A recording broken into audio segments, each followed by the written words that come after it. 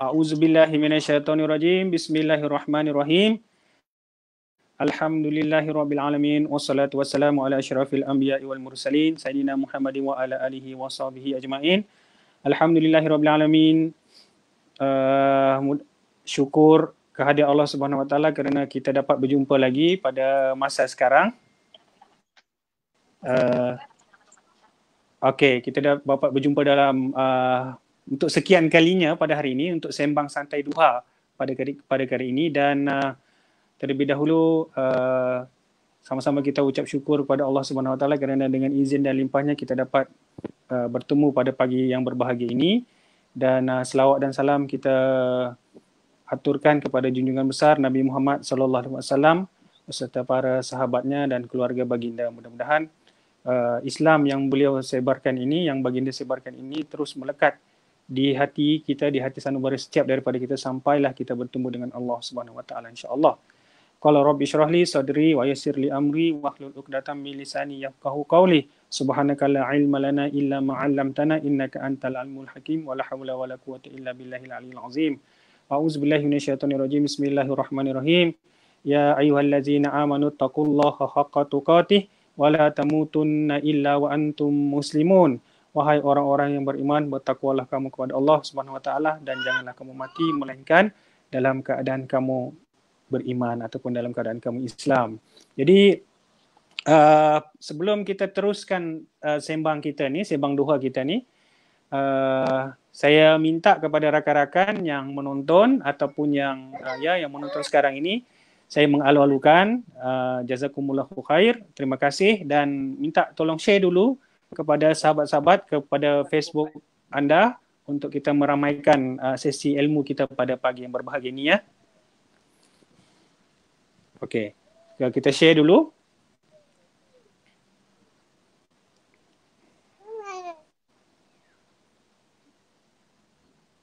Baik, okey, sekarang ini kita akan membincangkan satu topik yang saya kira amat mustahak, amat penting dibincangkan pada pagi yang berbahagia ini, sebab dalam keadaan kita PKP dan penuh mencabar dan semuanya, khususnya kepada rakan-rakan kita yang OKU lah, dalam usaha kita untuk mendekatkan diri kepada Allah ataupun dengan yang digagaskan oleh Pertis, iaitu gagasan OKU Muqarrabun, maka topik ini rasanya perlu kita perbincangkan agar dapat memberi pencerahan kepada setiap masyarakat, utamanya golongan OKU, betapa pentingnya nilai ini diterapkan dalam diri setiap daripada kita, terutamanya dalam keadaan yang penuh mencabar sekarang ini. So sekarang jadi tajuk yang kita pilih pada pagi yang berbahagia ini ialah penerapan dan pengukuhan nilai sabar dalam diri OKU. Penerapan dan pengukuhan nilai sabar dalam diri OKU. Jadi sabar ni, ya sabar. Semua orang boleh kata sabar. Sabar, jangan bersedih, sabar, jangan gitu, jangan gitu. Tapi ramai juga yang mengatakan beban berat bahu, berat mata memandang, berat lagi bahu yang memikul, walaupun buta tak nampak mata memandang kan, tapi ialah itu pepatah kita, berat mata memandang, berat lagi bahu yang memikul. Jadi bagaimana persepsi itu, bagaimana keadaan ini boleh kita kupas secara tuntas ataupun memberi pencerahan secara tuntas tentang konsep sabar di kala masa-masa yang mencabar sebegini. Okey, jadi bersama-sama saya ada seorang tetamu. Assalamualaikum Ustaz. Waalaikumsalam warahmatullahi. Itu dah suara dia. Dia bernama Ustaz Muhammad Firdaus. Jadi Ustaz Muhammad Firdaus ini, untuk makluman penonton sekalian, dia seorang lulusan diploma daripada Institut Darul Quran di Kuala Kubu Baru. Betul Firdaus Ustaz? Ya betul. Ya betul. Okey, jadi dia institut mendapat diploma lulusan daripada Darul Quran, anjuran JAKIM lah, kelolaan JAKIM, dan sekarang ni beliau ni, Ustaz ini merupakan salah seorang daripada staf kanan di Pertis lah, dan tugas utama beliau ialah menjaga bahagian penerbitan, dan bahagian penerbitan ni untuk makluman penonton-penonton sekalian ialah bahagian yang sangat penting dalam Pertis dan boleh dikirakan sebagai tulang belakang dalam Pertis itu sendirilah. Jadi bahagian penerbitan ini menerbitkan buku-buku agama yang Braille, buku-buku Braille agama, dan juga menerbitkan Al-Quran. Okey, mencetak Al-Quran. Dan Firdaus ini, Ustaz ini bertanggungjawab menjaga semua penerbitan di Pertis berada dalam keadaan baik, terutamanya Al-Quran lah. Dia menjaga supaya tidak ada berlakunya banyak kesilapan ataupun apabila Quran itu sampai kepada kepada ahli ataupun kepada OKU penglihatan yang menginginkan kitab Al-Quran ini, maka dijamin insya-Allah kesilapan itu tidak berlaku lah, ataupun kalau ada pun akan dibetulkan oleh saudara Firdaus ni. So itulah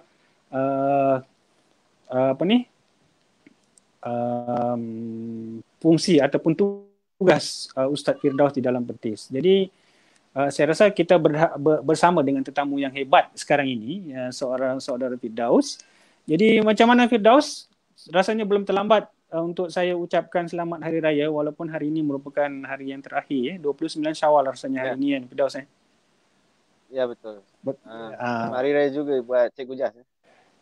Okey, terima kasih juga Firdaus, dan mudah-mudahan Firdaus berada dalam keadaan yang selesa pada pagi duha ini. Amin, insya-Allah. Okey.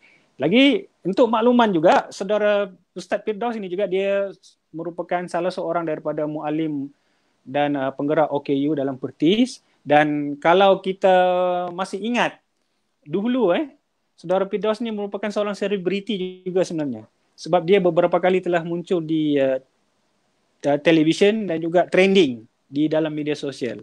Salah satunya yang seingat saya, dia telah beri komen tentang ketidakprihatinan masyarakat apabila meletakkan motor di line kuning. Betul tak Firdaus? Ya, di line kuning yang biasa kita tengok di Kuala Lumpur tu, di jalan-jalan tu, itu sebenarnya laluan untuk berjalan kaki OKU penglihatan. Tapi ada di kalangan masyarakat kita yang tidak bertanggungjawab ataupun kurang prihatin. Dia orang meletakkan saja motor mereka di situ, meletakkan meja makan di situ, menyebabkan kesukaran kepada OKU penglihatan yang ingin melalui kawasan itu. Ini ada masuk dalam TV, dan inilah pelakon dia ni, Ustaz Firdaus ni. Dan lagi satu yang saya ingat, saya ada juga trending diviralkan oleh individu di Facebook tentang beliau juga sedang menolak anak-anak sambil memegang tongkat masuk ke dalam kereta api, train, LRT Firdaus, betul kan Ustaz? Ya, LRT mendukung anak. Jadi itulah saudara Firdaus ni, seorang selebriti. Okey, so kalau tak ada masalah, kita boleh pergi kepada perbincangan kita, saudara Ustaz Firdaus. Ya, insya-Allah boleh, insya-Allah. Ya, jadi Ustaz Firdaus, jadi berhubung dengan tajuk kita yang di atas, cuba kalau dapat boleh Ustaz Firdaus bagi penjelasan tentang konsep sabar dalam Islam itu. Bagaimana yang dikatakan sabar secara umumnya di dalam Islam itu sendiri. Silakan Ustaz. Bismillahirrahmanirrahim. Alhamdulillahirabbil alamin, wassalatu wassalamu ala asrafil anbiya'i wal mursalin, sayyidina wa maulana Muhammadin wa ala alihi wa sahbihi ajma'in. Subhanaka la ilma lana illa ma 'allamtana innaka antal alimul hakim, wa la haula wa la quwwata illa billahil aliyyil azim. Assalamualaikum warahmatullahi wabarakatuh. Waalaikumsalam. Pada Tuan Jasmadin selaku host kita pada hari ini, dan kepada seluruh muslimin dan muslimat dan para penonton-penonton yang mengikuti siaran ini di laman sosial. Alhamdulillah, yang pertama dan selamanya sama-sama kita merafakkan kesyukuran hadrat ilahi kerana telah memberi kita ruang dan peluang untuk terus menikmati kehidupan yang penuh mencabar di muka bumi Allah ini. Dan Allah memberikan kita nikmat sihat, dan yang paling utama sekali, paling besar sekali yang harus kita syukur kerana Allah masih memberikan kita nikmat iman dan Islam. Kerana nikmat iman dan Islam ini yang akan memastikan kehidupan kita terjamin di dunia dan akhirat. Baik, terima kasih diucapkan kepada Tuan Jawasmadin selaku pengurusi majlis kita pada hari ini, dan beliau merupakan NYDP, Persatuan Orang-Orang Cacat Penglihatan Islam Malaysia Pertis. Kalau dalam pejabat tu beliau ni bos saya lah. Dalam pejabat beliau ni bos saya lah. Begitu tak, dari sekarang ni tak boleh lah kira bos ni.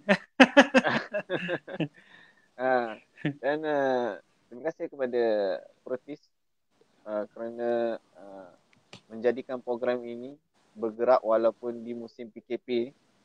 Sedangkan program ini kita dah bergerak sebelum PKP lagi. Ingat saya tahun 2019 kita dah rancak betul Cik Jasmine? Betul. Yang kita betul-betul rancak Muallim OKU ni 2019, ingat saya kalau betul-betul rancak lah. Ya. Tapi yalah, kalau dalam masa 2019 dulu kita bergerak dari masjid ke masjid sebab masa itu agak mudah ya, sebab masa itu belum ada PKP. Tapi sekarang PKP ni ya satu alternatif baru untuk kita teroka lah kan. Betul. Dapat memberi kita ruang dan peluang untuk menyelami media sosial dengan lebih baik dalam konteks menyampaikan dakwah.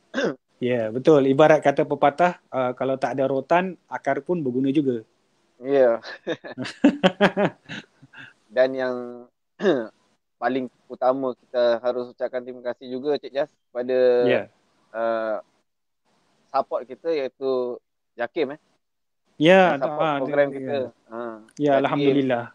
Sentiasa memberikan kita dukungan yang kuat dalam usaha-usaha dakwah ni. Usaha-usaha dakwah ini. Jakim orang kata follow rapat tentang program-program yang dianjurkan oleh Pertis dan Muallim OKU. Betul. Baik.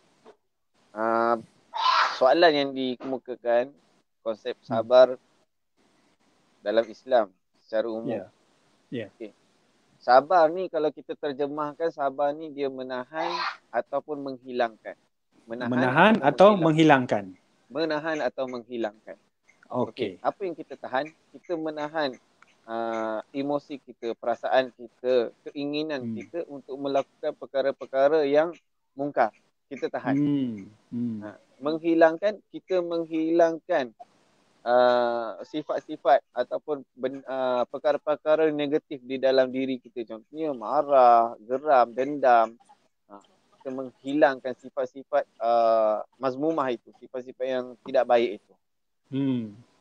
Itulah konsep asas sabar. Dan sabar ini Allah banyak ceritakan dalam Al-Quran, Allah banyak ulang dalam Al-Quran.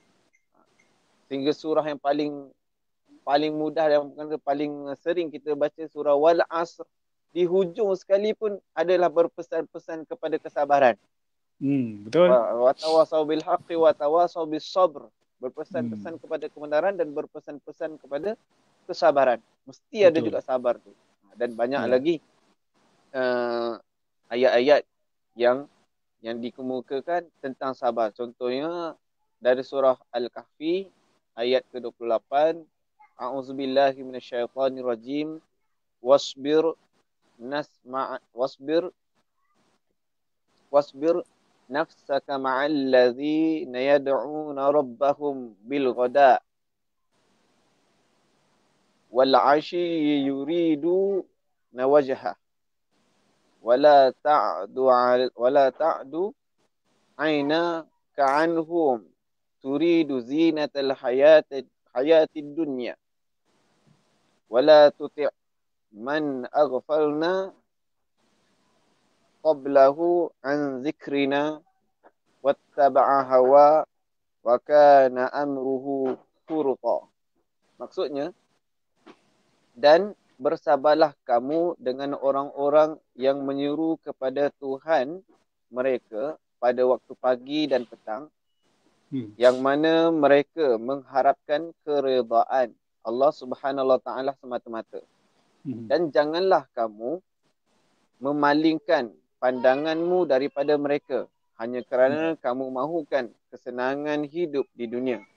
Dan janganlah kamu taat kepada orang yang kami ketahui hatinya lalai daripada mengingati dan mematuhi peringatan kami di dalam Al-Quran serta menurut hawa nafsunya. Di samping tingkah lakunya pula melampaui kebenaran. Surah Al-Kahfi ayat 28. Yang Allah jelas menceritakan dalam ayat ini, kita harus bersabar dan mematuhi atau taat kepada orang-orang yang menyeru kepada kebenaran, yang sentiasa mengingatkan kita tentang Allah, tentang hari akhirat, tentang iman, tentang Islam. Kita harus mematuhi dan bersabarlah dengan mungkin sikap mereka, mungkin ketegasan mereka mengingatkan kita, kekerasan mereka dalam menyampaikan sesuatu yang baik. Jadi kita kena sabar. Jangan kita merasakan kita ni lebih hebat daripada mereka. Walaupun mungkin kita memiliki bidang, kita memiliki akademik yang tinggi daripada orang yang menyampaikan sesuatu kebaikan kepada kita, kita harus sabar dan kita harus meletakkan diri kita ketika itu sebagai seorang murid dan kita tidak memiliki apa-apa, agar hati kita tenang dan sabar dapat menerima apa yang disampaikan oleh sahabat kita itu. Dan janganlah kita melarikan diri pada orang-orang ini. Janganlah kita larikan diri. Kita nampak ada orang nak cuba menyampaikan sesuatu, kita lari. Kalau waktu duduk kat masjid surau tu, ada orang nak berhimpun, nak berkumpul, nak sampaikan sesuatu tentang kebaikan, kita cepat-cepat bangun. Doa pun tak sempat. Rugilah tu kan, kata Ustaz. Sangat-sangat rugi. Dan yang paling utama, janganlah kita menghampiri orang-orang yang memang dah tentu-tentunya dia lalai. Dah tentu-tentu dia menjauhkan diri daripada Allah. Dah tentu-tentu dia melupakan peringatan Allah. Kita jangan dekat dengan orang ni. Jangan dekat dengan orang ni. Kalau orang ni memujuk kita dengan apa-apa, segala ganjaran pun, jangan. Kerana ganjaran Allah itu lebih utama daripada ganjaran manusia. Ya, betul. Itulah konsep sabar yang umum. Dan hadis yang diajarkan kepada anak-anak kita kan. Hadis yang diajarkan kepada anak-anak kita, kadang anak kita umur 4-5 tahun dah hafal hadis ni. Dia ajar wa ma utiya ahadun ata'an khaira wa awsa'a minas sabri. Tiadalah anugerah yang diberikan kepada seseorang itu teramat baik dan teramat luas melainkan sifat sabar. Mana anugerah sabar ni hebat Allah kurniakan kepada orang-orang. Dan betul. Just sedikit sebanyak tentang sabar itu. Baik, terima kasih Ustaz. Tadi Ustaz menyentuh tentang sabar dari segi kita menuntut ilmu, kita mendengar perkara-perkara yang baik yang diutarakan oleh guru-guru kita, oleh orang yang berilmu lah, para alim, para muallim, para muallimah, para ustaz, para ustazah, ulama-ulama dan orang-orang yang lebih ilmu pengetahuan. Tapi saya ingin tertarik dengan satu ayat dalam surah Al-Baqarah, dalam surah ayat 155 yang mahfumnya macam ini lebih kurang. Sungguh Allah akan menguji kamu dengan sedikit ketakutan, kekhawatiran, kelaparan, kekurangan harta dan jiwa dan buah-buahan, dan sampaikanlah berita gembira kepada orang-orang yang sabar. Iaitu orang-orang yang apabila ditimpa musibah, mereka mengucapkan qalu inna lillahi wa inna ilaihi raji'un. Jadi saya ingat ayat ini mungkin sesuai kita bahas untuk melihat kepada konteks keadaan kita yang sekarang ni. Cuba Ustaz boleh komen sedikit. Ya, betul. Baik. Kita baca dia punya ayat dia. A'udzubillahi minasyaitonirrajim. وَلَنَبْلُوَنَّكُمْ بِشَيْءٍ مِنَ الْخَوْفِ وَالْجُوعِ وَنَقْصٍ مِنَ الْأَمْوَالِ وَالْأَنفُسِ وَالثَّمَرَاتِ وَبَشِّرِ الصَّابِرِينَ. allazina idza asabathum musibah qalu inna lillahi wa inna ilaihi raji'un. Betul? Betul, Surah betul. Al-Baqarah ayat 155 155 dan hingga 156. 157. 156 ya. 56. Okey. Betul. Dalam ayat ini Allah menceritakan tentang Allah menguji kita Menguji. dengan sedikit ketakutan, dengan sedikit kelaparan, dengan harta, dengan tumbuh-tumbuhan ataupun Tumbuh-tumbuhan, buah-buahan. kekurangan buah-buahan. Jadi Dengan benda ni kehilangan jiwa.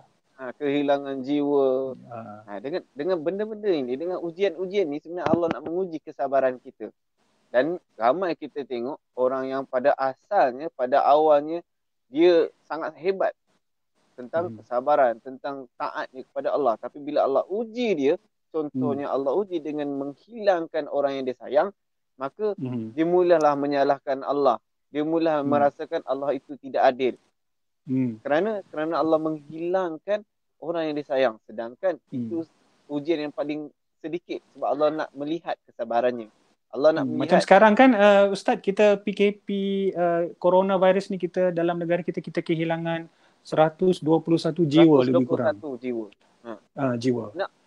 Jadi 121 jiwa hilang.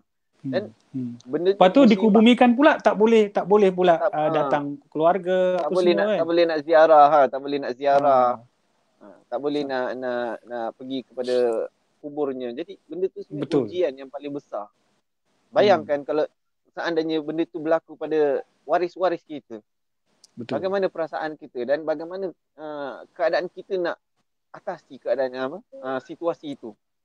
Itu memang ujian yang memuncak bagi mereka-mereka. Sedangkan kita mudah-mudahan Allah yang mudah-mudahan Allah kurniakan ganjaran yang hebat, ganjaran yang besar kepada waris-waris yang 121 jiwa ni. Kerana berkat kesabarannya, kerana berkat redha-Nya kepada takdir Allah itu. Mudah-mudahan Allah kurniakan ganjaran yang besar pada mereka. Amin. InsyaAllah. Ya, amin insyaAllah. Jadi itulah huraian yang menarik daripada Ustaz Ghairi, Ustaz Firdaus, tentang konsep sabar itu. Sabar dalam kita ditimpa ujian. Dalam ditimpa ujian pun, apa saja pun kita kena sabar. Sebab kalau kita nak bahasa mudahnya, ini kira macam test oleh Allah Ta'ala lah. Kan? Allah Ta'ala kata, kamu mengaku kamu beriman, tapi aku belum test lagi. Betul tak Ustaz? Betul. Jadi kena test lah, kena test. Tidak ada manusia yang hidup dalam dunia ini tanpa melalui ujian-ujian. Jadi kalau kamu rasa, kalau kita rasa, kalau kamu rasa kamu dah sekadar kita bercakap, kita ini beriman kepada Allah, tapi belum diuji, adakah iman itu sudah memang betul-betul terbukti keimanan kita kepada Allah? Macam kita mengikuti itu jugalah ya, peperiksaan. Kita mengaku kita ni dah expert, katalah expert dalam mata pelajaran sejarah. Apa bukti dia kamu expert dalam mata pelajaran? Hebat, kamu kata kamu hebat. Apa bukti dia? Bukti dia ialah kamu kena duduk peperiksaan lah. Harus ujian, harus ada exam ataupun peperiksaan yang kamu kena ikuti, baru kamu diiktiraf kamu seorang yang hebat dalam mata pelajaran yang kamu minati itu. Kan? Begitu kan Ustaz? Betul. Baik, okey. So kalau kita pergi kepada keadaan diri OKU secara spesifik lah Ustaz sekarang dalam musim PKP ni, kita tengok ramai di kalangan kawan rakan-rakan OKU kita yang mengeluh. Kenapa dia orang mengeluh? Sebab musim PKP ni menjejaskan pendapatan mereka. Kita tengok OKU penglihatan, kebanyakan OKU penglihatan ni kerja sebagai profesi tukang urut ataupun masas. Jadi kebanyakan kedai masas, bukan kebanyakan, memang semua kedai masas tutup. Sampai sekarang pun walaupun kita masuk dalam PKPP, Perintah Kawalan Pergerakan Pemulihan, tapi agak sedikit sedih kita melihat industri kedai masaj ataupun pekerjaan sebagai tukang urut ni masih belum dibenarkan lagi. Masih dalam perbincangan dan macam-macam perbincangan. Walaupun ini sebenarnya merupakan satu punca mata pencarian di kalangan pendapatan utama dalam kalangan malahan bukan itu saja, mungkin pekerjaan yang lain pun macam kita nak jadi penjaja sendiri dan sebagainya pun mengalami kesukaran di zaman ini. di keadaan PKP yang sekarang ini, perintah kawal pegawai. Jadi susah ya, banyak keluhan yang kita dapat daripada rakan-rakan kita. Lagi keadaan PKP ini juga memang menyukarkan untuk OKU itu bergerak ke mana yang dia suka. Ibarat kata Perdana Menteri, ke sana, ke sini, ke sana, ke sini kan. Itu tak boleh nak bergerak dengan lancar. Sebab apa? Sebab kawalan pergerakan tu satu, dan satu lagi ialah kena ikuti SOP yang telah ditetapkan oleh Kementerian Kesihatan. Contohnya macam social distancing kan, jarakan. Macam mana kita nak menjarakkan diri kita kepada persekitaran sebab kita tak nampak, kita terpaksa menyentuh, contohnya menyentuh railing, contohnya menyentuh dinding kalau orang buta nak berjalan kan. Betul. Okay. Tu, jadi ini menyebabkan keluhan-keluhan, ramai keluhan di kalangan warga OKU. Lagi keluhan-keluhan yang dapat OKU ini juga, terutama macam OKU yang mempunyai antibody yang kurang kuat, contohnya macam OKU macam yang ada penyakit-penyakit cerebral palsy kalau macam itu kan. Jadi mereka berasa bimbang dan takut untuk keluar sebab takut mereka senang dijangkiti dengan penyakit-penyakit yang penyakit corona ini. Jadi ada satu ketakutan yang luar biasa untuk mereka bergerak dari satu tempat ke satu tempat. Jadi ini semua antara keluhan-keluhan yang diberikan yang keluar daripada rakan-rakan kita, rakan-rakan OK kita. Belum lagi keluhan-keluhan yang umum, contohnya macam susah nak bersembayang ke, bersolat di masjid atau surau dan sebagainya kan. Itu keluhan yang umum. Tapi yang khusus kita ini ialah keadaan OKU kita ni yang memang sukar untuk mencari untuk menjalankan pekerjaan mereka seperti biasa. Jadi jadi saya nak minta pandangan Ustaz lah, bagaimana sabar ini boleh menjadi benteng kepada diri OKU itu sendiri untuk kuat dalam menghadapi situasi yang macam ini kan. Baik. Sebab kalau sabar tu ya kita macam saya katakan tadi, sabar ya, kamu bolehlah cakap, dia kata kamu bukan alami benda ni, saya yang alami, dia kata berat mata memandang, berat lagi bahu yang memikul. Ya, jadi cuba Ustaz boleh bagi pencerahan sedikit agar rakan-rakan OKU kita di luar sana yang dengar ini, mudah-mudahan atau siaran langsung ni ataupun siaran tertunda, berasa semangat diri dia, berasa kuat diri dia bahawa mereka ada sebenarnya pencipta yang bersama dengan mereka. Tidak sia-sia mereka ni. Okey. Betul. Baik, terima kasih Cik Jasmadin. Tajuk kedua ni sebenarnya dia banyak, dia luas. Sabar menjadi benteng pada diri OKU ketika musim PKP, PKPB, PKPP. Sebenarnya banyak keluhan, dan bukan sekadar keluhan. Selaku OKU Penglihatan sendiri, saya sendiri mempunyai banyak cerita sebenarnya. Banyak sangat cerita daripada PKP, PKPB sampai sekarang PKPP. Banyak cerita boleh dikongsikan kalau ada masa. Kalau diberi ruang, boleh diceritakan. Sebab dengan cerita-cerita itu kita nampak bahawa sabar itu penting dalam diri sebenarnya. Okey. Contoh keluhan kepada OKU yang menjadikan punca pendapatan utama iaitu juru urut. Betul, juru urut ni sentuhan secara langsung antara juru urut dengan pelanggannya. Dan SOP tidak membenarkannya. Okey, betul.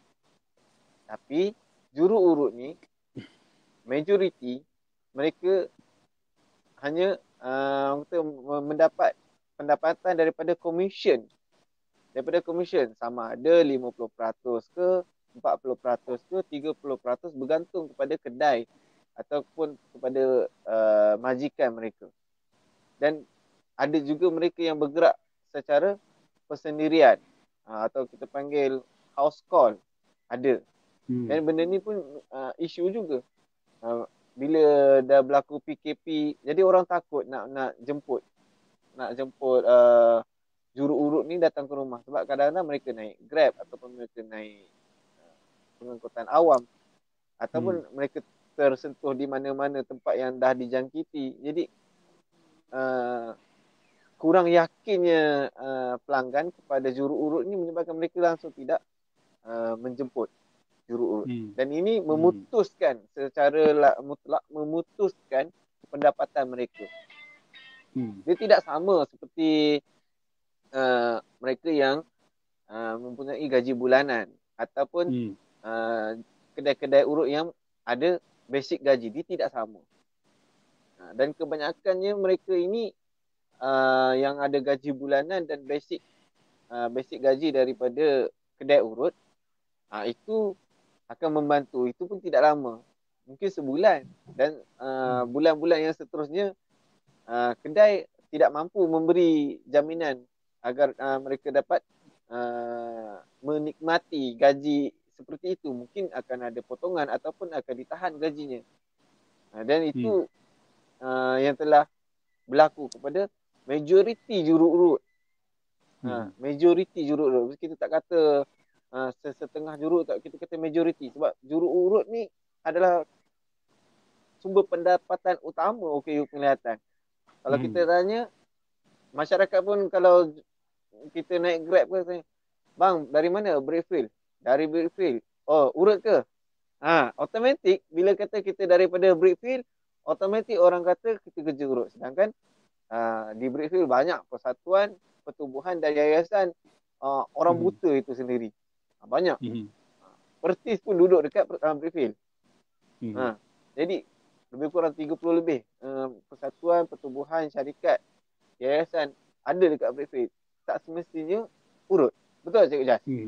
Betul. Betul. Okey. Dan apabila berlakunya PKPP, pemulihan, banyak sektor-sektor yang melibatkan rawatan dibuka. Rawatan muka, rambut, rawatan kuku. Kan?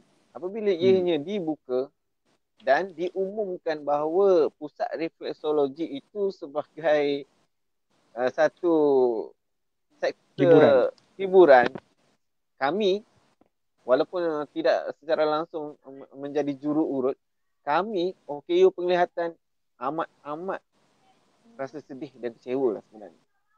Sebab pusat urut ataupun pusat refleksologi untuk OKU penglihatan itu bukan hiburan. Itu adalah periuk nasi dia. Itu adalah orang kata sumber pendapatan dia. Bukan hiburan. Tidak ada yang seronok sebenarnya. Kerja urut ni tidak ada yang seronok. Tapi penat. Saya bercakap atas pengalaman. Sebab saya juga pernah menjadi juru urut selama 2 tahun. Okay. Juru urut kita tak ada cuti. Kita tidak ada cuti. Kita tidak ada apa-apa yang orang kata cuti tahunan seperti mana syarikat-syarikat yang membayar gaji bulanan kepada stafnya. Juru urut, kalau tak ada customer, tak adalah income kita. Ada customer, adalah income kita. Kalau lebih kurang macam gaji hari lah. Lebih kurang macam gaji hari. Tapi gaji hari, kalau dia tak kerja, dia tak dapat. Ni kita kerja tapi tak ada customer, sama juga. Kita kerja tapi tapi pelanggan tak ada. Tapi kita dah gunakan modal kita untuk tambang dan makan hari tu. Kita lebih banyak keluarkan modal daripada kita menerima modal. Jadi sebab itu kita rasa kecewa dan rasa sedih apabila pusat refleksologi ini dikategorikan sebagai sektor hiburan. Untuk sahabat-sahabat kita yang terlibat secara langsung dalam dunia urutan. Dan mungkin ada penjaja ya, Cik Jas cakap tadi penjaja kan. Ada penjaja yang jual makanan ringan, jual buah. Jual tisu. Jual tisu. Sebenarnya memang kita rasa berat. Kita memang rasa berat dengan apa yang telah berlaku pada diri kita. Tapi selaku Muslim, selaku orang yang Islam dan orang yang beriman kepada ketentuan Allah, kita kena sabar. Yes, memanglah saya cakap berdasarkan saya ni dah kerja dekat Pertis. Tak. Saya cuba meletakkan diri saya sebagaimana saya menjadi juru urut seperti mana tuan-tuan dan puan-puan ketika dulu. Sebab ada pengalaman lah. Ada pengalaman. Saya pernah tak ada customer sampai seminggu, sampai 2 minggu. Itu benda biasa. Jangan kata ada orang kata kerja urut ni kaya, tak. Jangan kata begitu. Ada musim-musimnya tak ada customer langsung. Berbekalkan dalam simpanan kita RM50 2 minggu nak buat macam mana. Itulah tambang, itulah makanan. Jadi saya bercakap atas pengalaman. Jadi dan kita kena sabar. Kena sabar dan kena yakin bahawa setiap kesusahan pasti ada kemudahan. Setiap kesusahan pasti ada kemudahan. Yes, betul. Right. Inna ma'al usri yusra, kan? Allah ulang 2 kali dalam ayat itu. Dan apabila kita sabar, apabila kita yakin, insya-Allah Allah kurniakan sesuatu yang kita tak sangka-sangka. Betul. Rezeki yang kita tak sangka-sangka. Contohnya, kalau kita ni sebagai juru urut dah tak ada modal sangat dah. Kita dah tak ada income sangat dah. Tiba-tiba customer lama kita, dia datang, dia minta kita urut kerana dia amat-amat memerlukan bantuan kita ketika itu. Sakit badan dah tak tahan sangat dah, tak boleh tunggu PKP habis. Jadi kat situ dah jadi rezeki kita. Betul. Dan datangnya bantuan-bantuan daripada pihak kerajaan, daripada sektor-sektor korporat yang memberi bantuan. Benda itu sebenarnya satu nikmat. Harus syukur. Ni jangan kita mengeluh, ada sampai dapat beras terlalu banyak sampai 90 kilo, 95 kilo. Mengeluh pula kita. Aduh, kenapalah beras banyak sangat, terlebih sangat. Memang itu sebenarnya Allah nak bagi kita. Mungkin kita tak tahu. Ketika itu memang kita kata nak bayar sewa rumah, memang duit itu penting juga. Tapi dengan adanya makanan, kita ni dapat hidup dan sihat, kita akan dapat berusaha untuk kita bekerja. Dan kita mencuburi bidang-bidang baru. Contohnya, kerja urut tapi pandai nyanyi. Boleh buat basking live dalam Facebook. Mana tahu ada suntikan dana. Ya, ataupun betul. Kerja urut tapi pandai mengaji. Boleh buat tilawah interaktif dalam live. Bila kita buat tilawah interaktif, ada orang ikut. Jadi orang jadikan kita sebagai guru part time. Boleh, tak ada masalah. Jadi dengan kata lain, pelbagai kemahiran kita, bidang kita. Boleh kita boleh menjana kreativiti kita lah di zaman masa PKP ni. Selain daripada cuma bergantung kepada urut, mungkin ada kebolehan lain yang selama ini kita pendamkan, tapi disebabkan PKP ni, maka kita boleh tonjolkan kebolehan kita tu. Tonjolkan, betul. Jadi mungkin kebolehan ini juga boleh menjadi satu income untuk kita sebenarnya. Ya, betul. Ni nak kongsi sikit lah, Panjang, boleh? Okey. Kongsi sikit, orang kata pengalaman kita mengharungi PKP, PKPB, PKPP. Okey. Kalau orang kata PKPD tak ada, PKPD tak ada. PKPD tak sempat. Sebab kita tak duduk kat tempat yang PKPD ya. Ya. Baik. Sedikit perkongsian mudah-mudahan dapat memberi inspirasi kepada sahabat-sahabat supaya tanamkan nilai sabar itu. Sebenarnya ini melibatkan persepsi masyarakat juga sebenarnya. OKU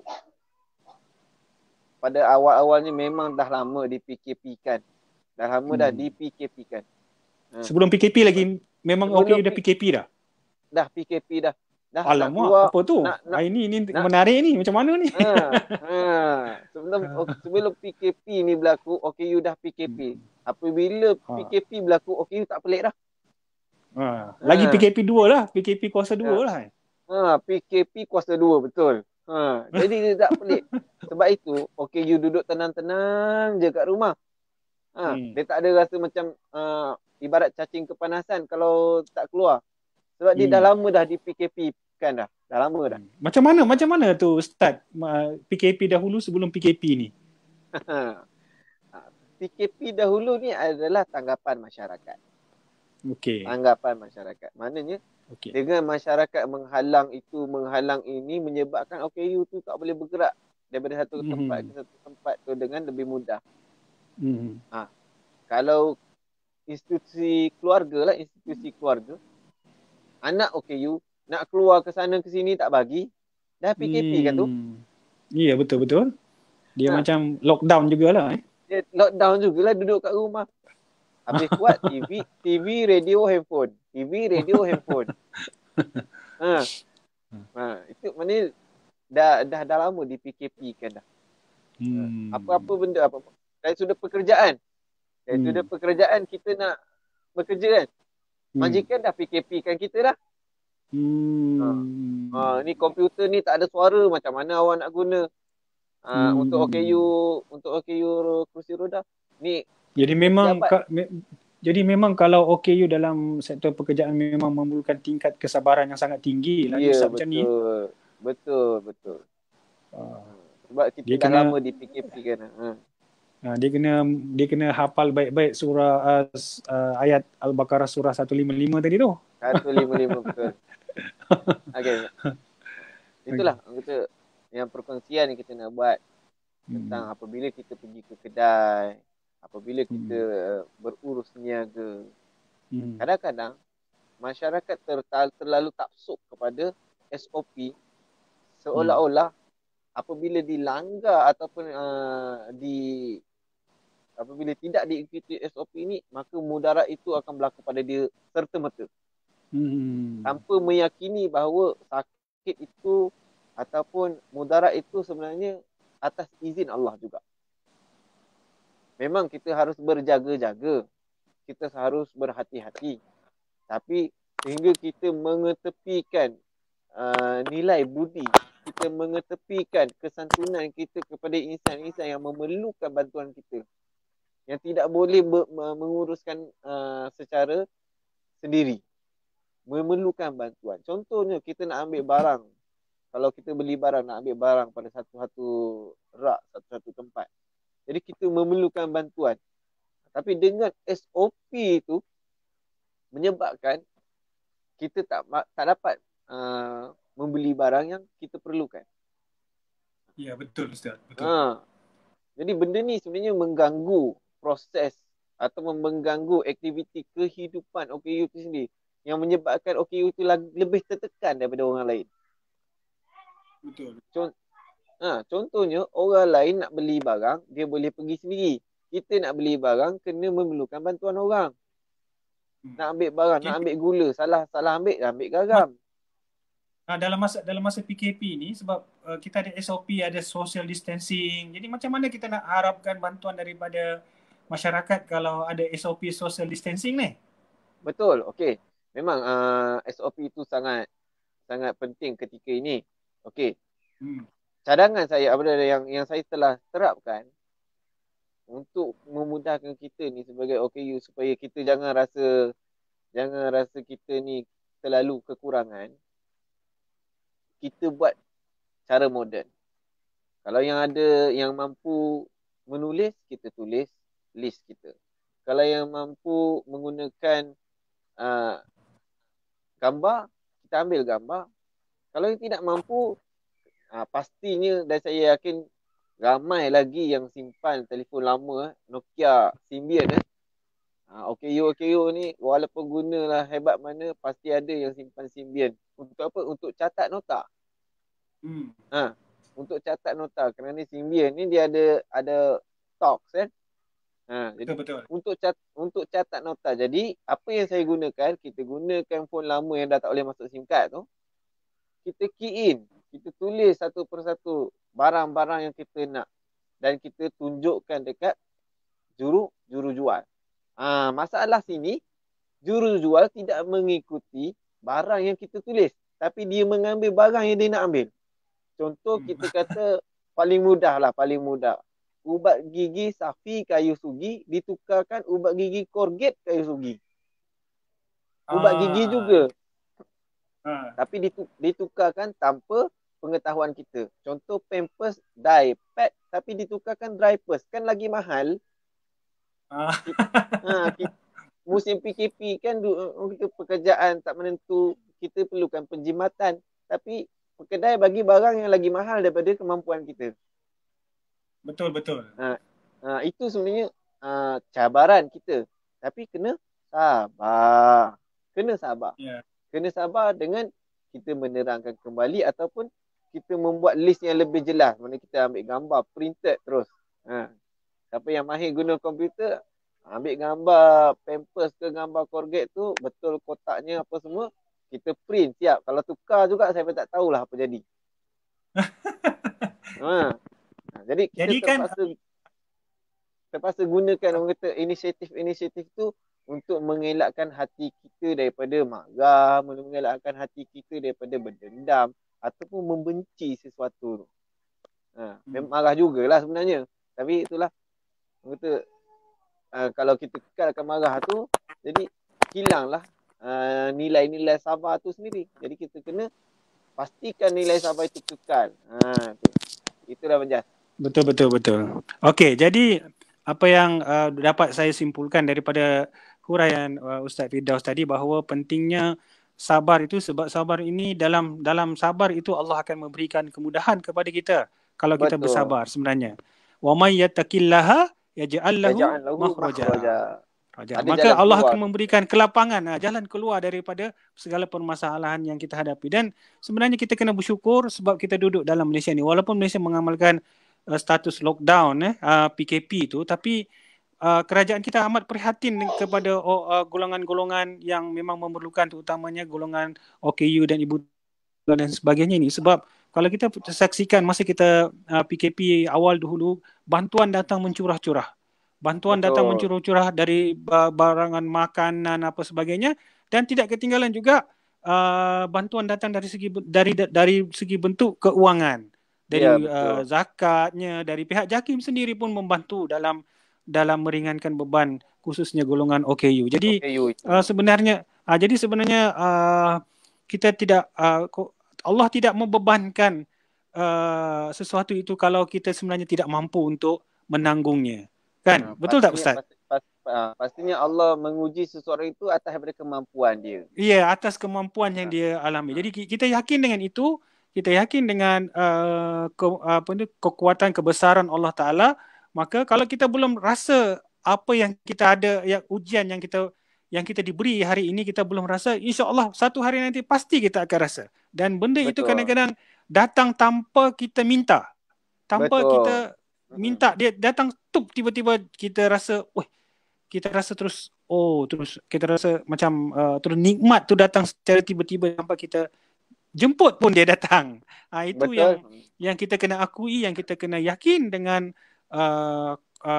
takdir ataupun qadar Allah ini yang memberi kita ujian ujian di masa PKP. Dan pokoknya kena sabarlah, itu saja dulu. Pokoknya sabar. Dan kena menjalankanlah perintah-perintah yang wajib. Ista'inu bis sabri wassalah. Kan? Betul tak? Innallaha ma'as sabirin. Jadi betul tak Ustaz? Betul. Baik, okey. Jadi cukup menarik perbincangan kita ni. Saya rasa nak bincang lagi dengan Ustaz, tapi mungkin di lain-lain masa kita akan bersiaran sebegini lagi. Tapi sebelum kita menyimpulkan boleh ke Ustaz memberikan sedikit nasihat kepada 3 golongan yang saya ingat penting lah. Okey, golongan OKU. Tadi mungkin kita dah bincangkan tentang sabarnya, pentingnya kesabaran tu kepada golongan OKU kan. Okey, golongan keluarga OKU tu, ibu bapa OKU tu, macam mana golongan ibu bapa dan keluarga mereka ni perlu sabar dalam menerima keluarga mereka yang ada dalam kelompok OKU. Dan seterusnya masyarakat. Macam mana masyarakat perlu sabar dan seterusnya prihatin terhadap masalah-masalah yang dihadapi oleh OKU supaya kita sama-sama hidup dalam keadaan sejahtera di negara kita ni. Silakan Ustaz. Baik. Terima kasih Cik Jas. Sangat menarik topik kita pada hari ini. Walaupun dengan topik sabar, tapi dia punya perjalanan dia punya huraian dia tu meluas. Baik. 3 golongan yang harus menjadikan sabar itu sebagai benteng diri. Yang pertama golongan OKU itu sendiri. Seperti mana yang kita bincangkan tadi, OKU walaupun pelbagai kategori, kita harus lebih sabar daripada orang lain sebenarnya. Lebih sabar sebab kita lebih banyak ujian. OKU penglihatan diuji dengan segala benda yang melibatkan penglihatannya. OKU pendengaran diuji dengan segala perkara yang melibatkan pendengarannya. OKU fizikal diuji dengan setiap perkara yang melibatkan fizikalnya. Jadi ujian bagi dia, dan haruslah dia lebih sabar daripada orang lain. Dan kita kena ingatkan kembali, Allah tidak akan menguji seseorang itu berdasarkan kemampuan dia. Allah uji seseorang itu berdasarkan kemampuan dia. Kalau dia tak mampu, Allah tidak mengujinya. Dan Allah tidak iman seseorang itu tidak akan sempurna jika selagi ia tidak diuji. Jadi sebagai golongan OKU, saya berpesan kepada diri saya sendiri dan kepada semua OKU pelbagai kategori, sama-samalah kita tingkatkan, kita mantapkan, kita tanam dan pasak sifat sabar dalam diri kita. Sifat sabar apabila kita menghadapi kerenah masyarakat, sifat sabar kita menghadapi kesukaran dalam urusan harian, sifat sabar kita menghadapi setiap tomahan dan cercaan orang, sifat sabar untuk kita mendapatkan redha Allah. Kita kena tanam, kena pasak. Mungkin perkataan itu lebih mudah daripada melakukannya, tapi berusahalah, sama-samalah kita berusaha dan saling mengingati bahawa sabarlah, insya-Allah Allah akan kurniakan sesuatu yang lebih baik kepada kita. Okey, itu untuk OKU. Untuk keluarga OKU, untuk ibu bapa, adik-beradik, saudara mara, kaum kerabat, segala perkara yang melibatkan OKU itu dari pertalian darah ataupun perkahwinan. Mana ada hubungan secara langsung dan hubungan secara tak langsung, tapi ada hubungan yang agak akrab. Okey, keluarga OKU. Yang pertama, sabar atas takdir Allah kerana telah menakdirkan kalian memiliki waris OKU. Yang pertama, sabar. Allah takdirkan lahirnya seorang anak OKU, okey, kena sabar. Sabar kerana apa? Kerana Allah telah kurniakan kita anak OKU. Dan anak OKU ini sebenarnya satu, kita panggil apa? Satu hadiah besar. Dengan adanya sabar dan redha, Allah jamin syurga untuk kita.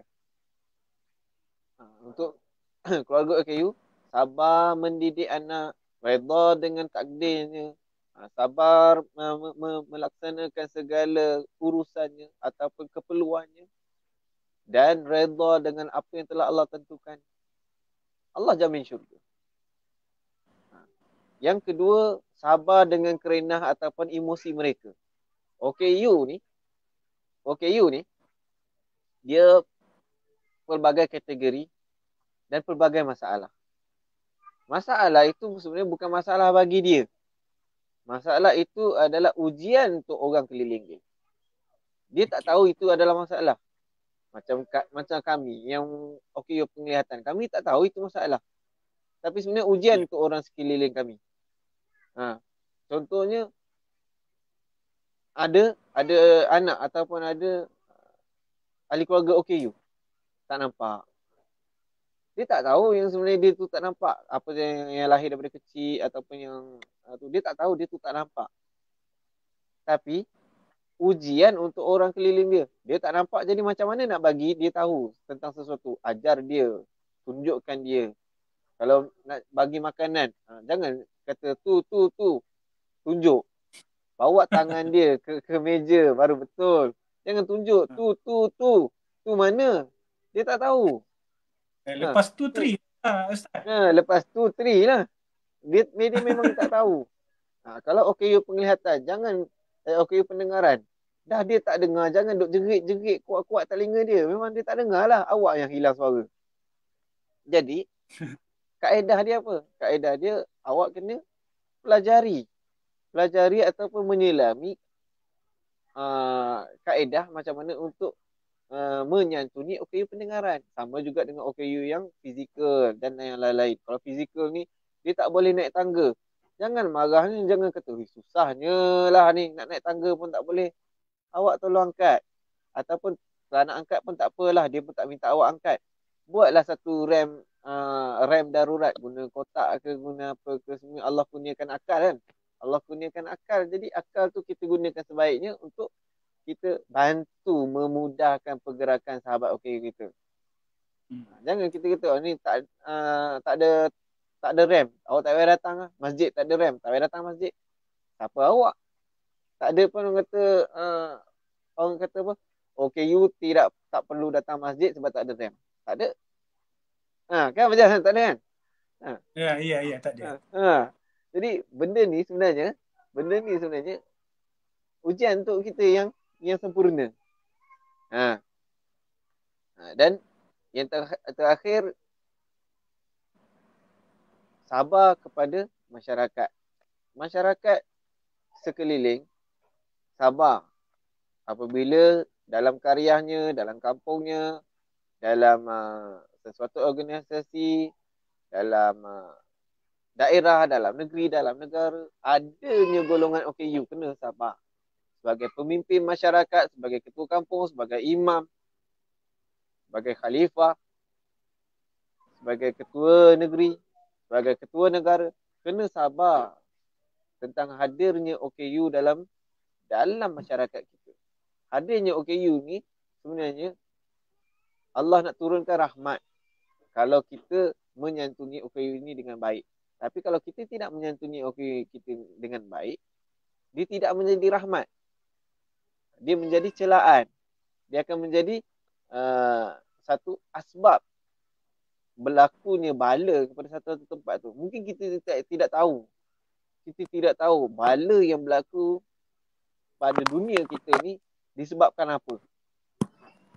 Sebab segala kerosakan di muka bumi ini berlaku atas tangan-tangan kamu sendiri. Maksudnya atas kita. Kita yang merosakkan bumi ni. Bukan Allah yang merosakkan bumi ni. Kita manusia ni. Manusia yang penuh dengan kesombongan. Manusia yang penuh dengan keangkuhan. Kita riak. Kita rasa hebat. Kita rasa sempurna daripada OKU. OKU itu tidak sempurna. Kita hina, kita abaikan. Kita tidak menyantuni mereka, tidak menghormati mereka. Mungkin disebabkan itu Allah turunkan bala. Kita tak tahu. Ya, betul. Dan sabarlah kita sama-sama bantu-membantu, memudahkan. Kita tak minta duit awak. Tapi kita minta dipermudahkan segala urusan. Orang kata menghilangkan halangan supaya ketidakupayaan itu menjadi upaya. Menghilangkan halangan. OKU tak nampak, jadi kita sediakan facility. Kalau tak ada facility pun, jangan ada barang kat tengah-tengah tu pun dah okey dah. Asalkan ada laluan untuk dia, mudah-mudah tu okey dah. Walaupun kita tak mampu nak buat layang kuning, tak mampu kita nak buat itu, tak apa. Jangan adakan halangan, jangan letak meja kat tengah jalan pun tak apa dah. Dia boleh lalu. Kalau untuk OKU fizikal, kalau rasa tak boleh nak sediakan rem, kalau anda kata di pejabat tak boleh nak sediakan rem, beli ataupun sewalah satu pejabat kat tingkat paling bawah, jadikan itu pejabat dia. Mudah tu. Tukarkan department. Daripada department yang paling bawah, department reception, tukarkan kawan ni duduk kat bawah. Yeah. Kalau kita tidak mahu sediakan rem ataupun kita tidak mampu. Tapi kalau kita mampu, baik kita sediakan dengan mengikut spek yang ditentukan. Jadi konsep sabar ni dia memang merangkumi 3, iaitu sabar dalam diri itu sendiri, sabar kepada keluarga OKU itu sendiri, dan juga konsep sabar kepada masyarakat. Kalau sekiranya kita ada kesabaran dalam diri OKU, dalam diri keluarga, dalam diri masyarakat OKU ditujukan akan hidup lebih sejahtera dan insya-Allah kita boleh menjalani kehidupan kita dengan yang lebih baik daripada yang Ustaz katakan tadi tu. Belum lagi PKP dah kena PKP dah. Betul. Betul Ustaz. Okey. So begitulah perbincangan kita yang cukup menarik pada hari ini. Saya sebenarnya ingin berbicara lagi tetapi mungkin di lain-lain masa kita akan cari masa yang terluang untuk kita bersama dengan Ustaz Firdaus lagi bagi kita mencarikan topik-topik yang lain dan mudah-mudahan sedikit sebanyak daripada perbincangan tadi, santai tadi telah dapat memberikan kita pencerahan bahawa pentingnya sabar itu diterapkan ke atas diri setiap individu muslim di dalam negara kita dan dunia khususnya lah, dan dunia secara keseluruhannya. Jadi penting sabar tu utama dalam ujian, sebab hidup ni merupakan satu ujian pada kita. Sebelum kita mati, sebelum kita masuk ke dalam kubur, memang dalam dunia ni kita semuanya dalam ujian. Sama ada kita senang pun ujian, kita susah lagilah ujian. Ya, itu betul. Semua. Dan saya suka memetik hadis Nabi Muhammad sallallahu alaihi wasallam daripada Anas radhiyallahu anhu yang mafhumnya macam ni. Sesungguhnya Allah yang Maha Suci dan Maha Mulia berfirman, sekiranya aku memberi cubaan kepada hamba-Ku dengan mengambil 2 kecintaan daripadanya dan dia bersabar, maka aku akan ganti keduanya dengan syurga. Jadi maksudnya ambil kecintaannya ni maksudnya ambil kedua belah matanya. Jadi maknanya OKU ni kalau Allah ambil nikmat daripada badan dia, daripada apa-apa yang dia sayang, contohnya macam penglihatan dia tak, mata tu memang merupakan satu benda yang penting, tapi dia tidak diberikan oleh Allah, ditarik nikmat itu oleh Allah. Allah janji Allah akan bagi syurga kepada orang yang diberikan ujian sebegini. Allah janji, pegang baik-baik janji Allah ni. Allah tidak akan memungkiri janji, sesekali tidak akan memungkiri janji. Pegang janji Allah ni baik-baik. Cuma yang perlu dengan syarat kita mematuhi segala perintah Allah. Dengan syarat kita mematuhi yes. Allah. Mentaati segala apa yang telah Allah syariatkan kepada kita dan menjauhi segala apa yang Allah larang daripada kita, serta kena bersabar dalam ujian itu. Percaya je. Adakah sama orang buta yang pergi ke masjid dengan orang yang biasa, orang yang normal pergi ke masjid? Tak sama pahala dia. Tak sama. Mestinya orang yang buta tu memang pahala dia lebih sebab dia dengan susah payah pergi masjid berjamaah berbanding dengan orang yang nampak dia mudah saja untuk pergi masjid berjamaah. Dan harus kita ingat bahawa kekuatan kita dalam masyarakat tu ialah apa? Kekuatan kita dalam masyarakat ialah doa kita. Doa kita ini insya-Allah didengar oleh Allah Taala dan mudah-mudahan dimakbulkan oleh Allah Subhanahu Wa Taala. Kerana hal tanzuru wa tanzukun illa fi dhaifahum. Tidak ada pertolongan ataupun pertolongan daripada kemenangan dan pertolongan daripada Allah Subhanahu Wa Taala, melainkan di dalamnya ada orang-orang yang daif. Orang-orang yang daif ini saya tergolonglah juga di kalangan golongan OKU. Maka kalau sekiranya kita nak negara kita sejahtera, maka santunilah OKU ini. Betul. Itu betul Ustaz Betul. Okey, jadi alhamdulillah terima kasih kepada Ustaz Firdaus atas kesudian bersama dengan kita pada pagi duha yang berbahagia ini, dan terima kasih juga kepada pihak JAKIM yang sudi mendukung kuat usaha-usaha dakwah yang dilakukan oleh pihak Pertis untuk memberikan pencerahan kepada masyarakat tentang keberadaan OKU dan bagaimana OKU itu sepatutnya disantuni ataupun diberikan hak dia sesuai dengan garis panduan yang telah ditetapkan dalam Islam melalui Nabi kita Muhammad sallallahu alaihi wasallam. Jadi sekali lagi saya ucapkan terima kasih kepada saudara Firdaus dan mudah-mudahan ada faedahnya untuk kita bersama, dan saya ada lagi apa-apa nak dikatakan oleh Ustaz? Tak ada. Sudah tak ada. Terima kasih Tak ada. Okey. Jadi terima kasih kepada Amjad tim media Pertis. Kerana memancarkan anggota program ini dari Facebook Pertis.